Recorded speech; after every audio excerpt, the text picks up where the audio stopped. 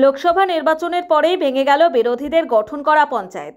দক্ষিণ 24 পরগনার মথুরাপুর 1 নম্বর ব্লকের কৃষ্ণচন্দ্রপুর গ্রাম পঞ্চায়েতের মোট 15টি আসন। তার মধ্যে গত পঞ্চায়েত নির্বাচনে 6টি আসন পায় তৃণমূল কংগ্রেস এবং 9টি আসন পায় বিরোধী।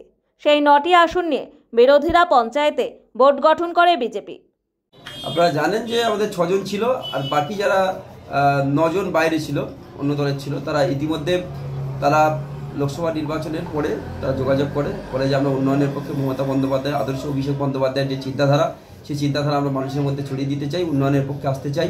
তারা আবেদন করেছিল। আজকে তাদের সেই আবেদনের সম্মতি দিয়ে দল তাদেরকে দলে নিয়েছে এবং যিনি বিজেপির প্রধান ছিলেন তিনি রেজিগনেশন দিয়েছেন, উপপ্রধান রেজিগনেশন দিয়েছেন।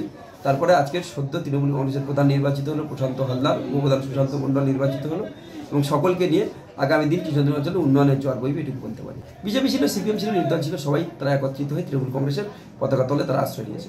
গত পঞ্চায়েত নির্বাচন থেকে খবরের শিরোনামে কৃষ্ণচন্দ্রপুর গ্রাম পঞ্চায়েত, তারপরে 2024 লোকসভা নির্বাচনে মথুরাপুর লোকসভা কেন্দ্রে তৃণমূল কংগ্রেস থেকে জয়লাভ করে ওই গ্রাম পঞ্চায়েতের প্রাক্তন সদস্য বাপি হালদার।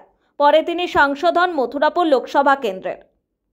আজকে তারা মিছিল করে তাদের সভ্য সমর্থক যারা আছে তাদের সকলকে নিয়ে এসে তারা আজকের সমবেত হওয়া একেবারে উৎসবের মেজাজে তারা আজকে জয়েন করলেন।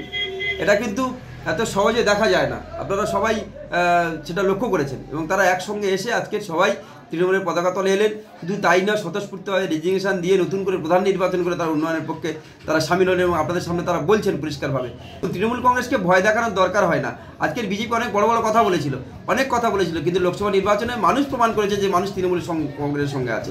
মধ্যপুরের মানুষ তারা প্রমাণ করেছে, সারা ওয়েস্ট বেঙ্গলের মানুষ প্রমাণ করেছে। আর যারা কথা বলছে তারা মিথ্যা নিয়ে থাকবে, অপপ্রচার নিয়ে থাকবে, তৃণমূল কংগ্রেস মানুষের পাশে থাকবে। এটাই হচ্ছে তৃণমূল কংগ্রেস এবং অন্যদের পার্থক্য। বিরোধীদের 9টি আসনের মধ্যে সিপিএম থেকে 2 জন, নির্দল থেকে 2 জন এবং বিজেপি থেকে 5 জন সদস্য শুক্রবার সাংসদ বাপি হালদারের হাত ধরে তৃণমূল কংগ্রেসে যোগদান করে। ফলে বিরোধীদের আসন 0 হয়। 15টি আসন নিয়ে বোর্ড গঠন হলো তৃণমূল কংগ্রেস পরিচালিত কৃষ্ণচন্দ্রপুর গ্রাম পঞ্চায়েত। প্রধান হলেন প্রশান্ত হালদার এবং উপপ্রধান হলেন সুশান্ত মণ্ডল। উন্নয়নের স্বার্থ থেকে সিপিএম থেকে টিএমসি এসছি, উন্নয়নের স্বার্থে মানুষের পাশে দাঁড়াতে হবে, উন্নয়ন করতে হবে। বাপি হালদারের নেতৃত্বে সংসদে নেতৃত্বে আমরা সব টিএমসি যোগদান করেছি উন্নয়নের স্বার্থে। আপনার নাম? শফিকুল ঘরামি। আমরা স্বেচ্ছায় সবাই। ব্যুরো রিপোর্ট, নিউজ দিগন্ত বার্তা।